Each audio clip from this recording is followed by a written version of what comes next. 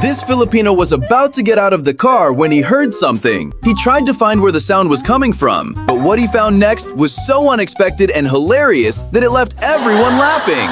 But before we continue, don't forget to like and subscribe so you never miss the next story.